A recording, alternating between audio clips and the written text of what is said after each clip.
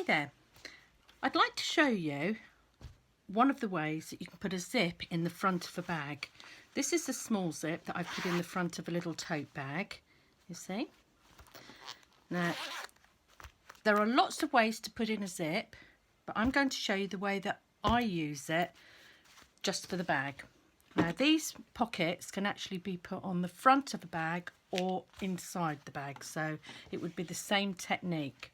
Okay, so imagining this is the front of your bag here where you want to put the zip. You cut out two pieces of fabric.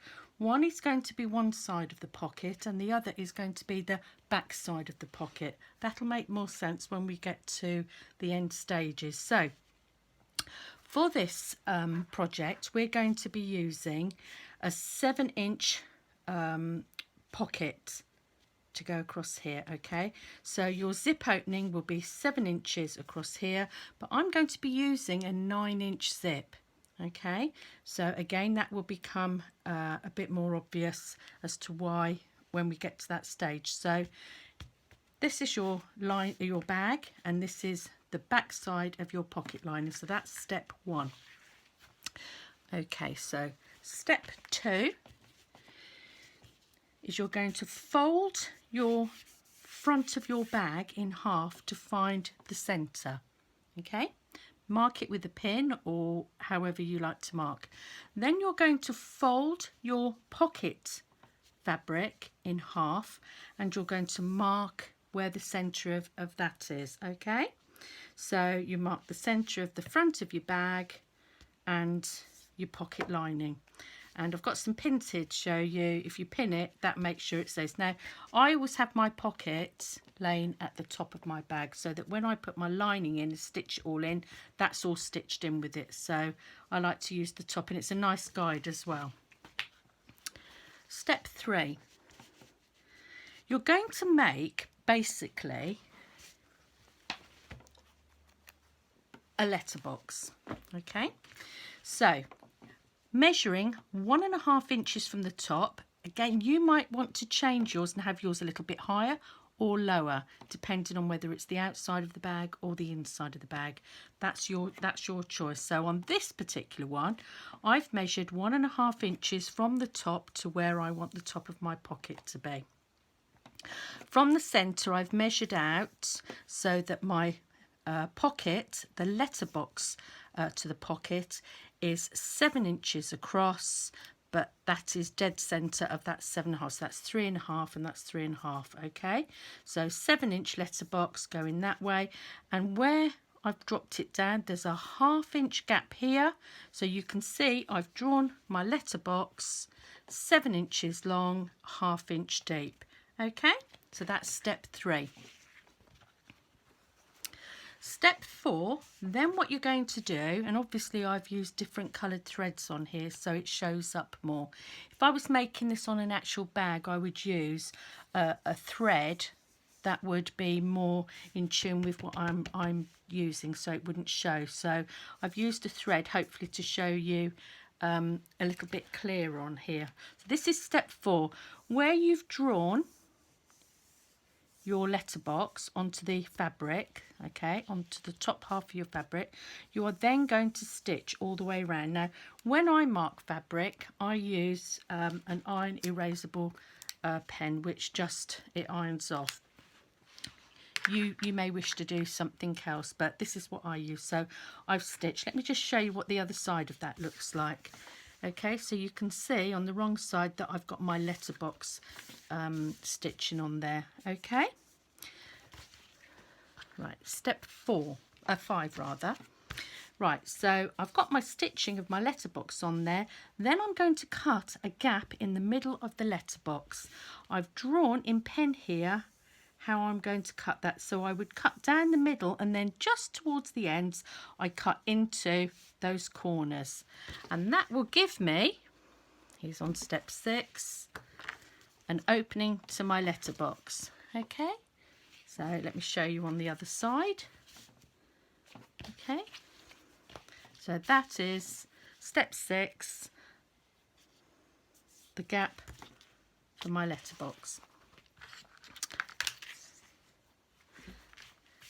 7, you are going to push this fabric through that letterbox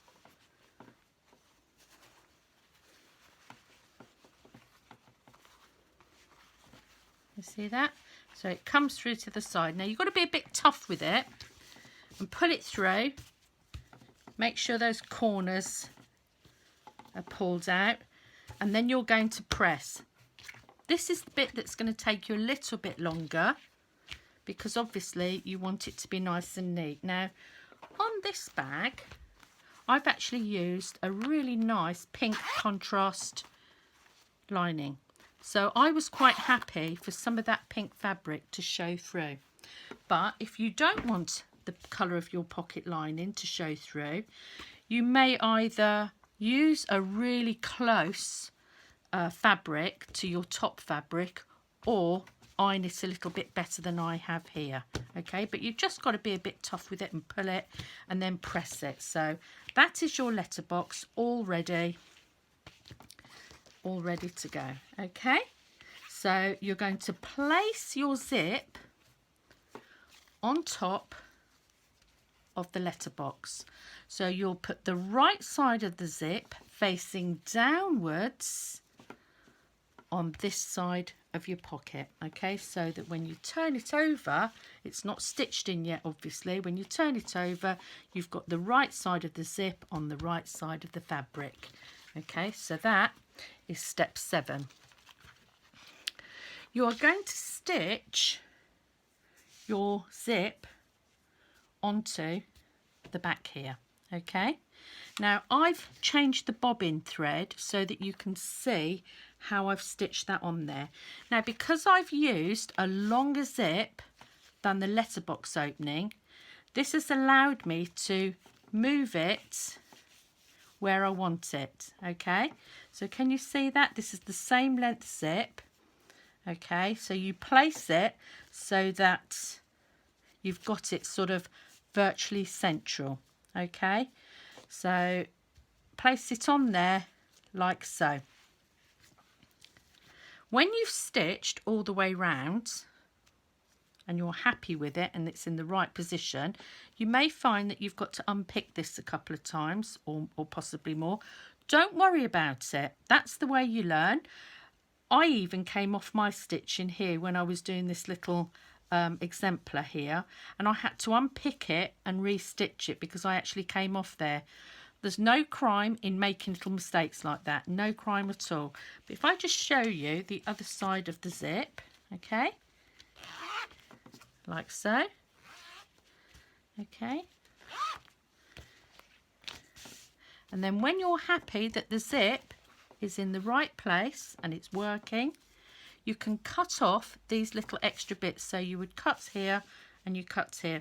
This is why I always use plastic zips, because obviously if it was a metal zip you wouldn't be able to cut it off, but now the plastic zips are fine. And I'm actually using an invisible what they call an invisible zip on here, not because I want it to be invisible, it's just that I've got a lot of zips and you know I just use them up, so it doesn't matter that it's an invisible zip or it could be an ordinary zip, but plastic, because that way it's easier to cut over and stitch over these bits, because you will need to stitch over the zip. Now don't get fretful over this. You know, if you do break a needle, which sometimes happens, just change the needle, put a new needle in and carry on. I probably break about one zip in every one needle in every 20 zips I put in, so you know it sometimes happens, that's normal. Okay, so there's your zip placed in there. Okay, so that's that one. Right, step 9. With the back fabric, which is like the fabric I show you on my pink one, the fabric at the back, so that you've got a nice pocket in there, you are going to place whatever fabric you want on the back of what you've already stitched in here. Can you see this? So you're going to place that fabric over there and you are going to stitch along here and up here. And that gives you your pocket. Okay, I hope that's made it a bit easier for you. I will just show you quickly how I sew my zip on. So I'll just adjust my camera there. Okay, so I've just got this little exemplar here for you. So when we were getting to the part where we place the zip on the back, I find the centre of the zip, the centre of that letterbox, and I place it on like so. So the zip obviously is longer than the actual letterbox. Now I always sew on the top half of my fabric, on the good side, because that way I can see that my zip is going to be in the right place. Okay, now this is the trickiest part because you've got to hold on to your fabric. It'll take your time, but don't worry about it. Okay, right, so I'm going to start about in the middle. Okay, I like to start in the middle of my zip. So I've got a zipper foot on there. I'm going to place it on. No, I've got to move it. That's it. Place it on there. Put the foot down. So here goes. Nice and close. You want to make sure that your stitching is going to catch this side of the zip, because otherwise you're going to have little gaps and it won't be neat. So get to the end, just a little bit over the end of that letterbox. Lift your foot up, turn it round, making sure your zip is still in place. Ooh, you see here that? You might need to just coax it across, but yeah, it's going across. Turn it round, hold your fabric and hold your zip where that needs to go. Okay, stitch. Now I've tried pinning this before, but I find the pins get in the way. You could tack this on.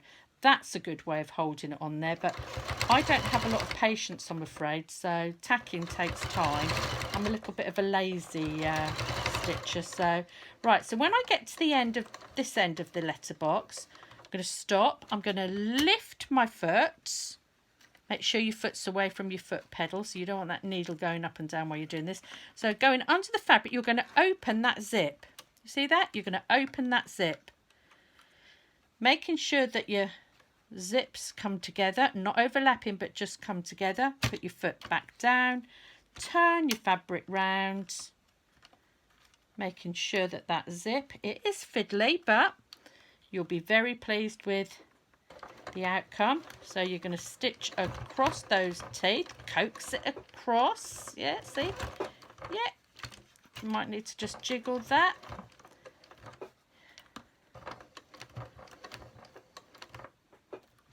Okay, lift that up. Just going to lift my needle up. That's it. Push that across. And down. Pull the zip away because you've got to get that foot around that zip pull there. It's a bit lumpy, so you need to put it out of the way, making sure again that that is in line. And when you've got to about a safe distance, lift your foot up, close your zip up, come back down, stitch where you started sewing. Make sure that you very carefully go over that little bit of stitching for a while. Cut your thread, and there you have it. Again, look, I've gone over here, but don't worry about that. I'll unpick it from here to here, and then I'll just rejoin that one along there. I've deliberately used white cotton, so white thread in the bobbin, so that you can see that. I've done the same up here. Okay, so what I'll do is I'll rejoin it up here, stitch up to here, go across, and then I'll just rejoin it here. And I'm deliberately leaving in these little bits of mistakes to show you that, you know, it happens. You know, don't fret over it. It happens. And I've been making these bags for a few years now. And, you know, I still have to unpick. I still have problems with putting things in. So really don't worry about it. Let me just show you about cutting that off. So once I'd be happy with that, once that's on and, you know, the zip's in there, this is where I just cut off the bit of zip that I don't want. The bit of zip I don't want, and then I would put the back of my pocket on there.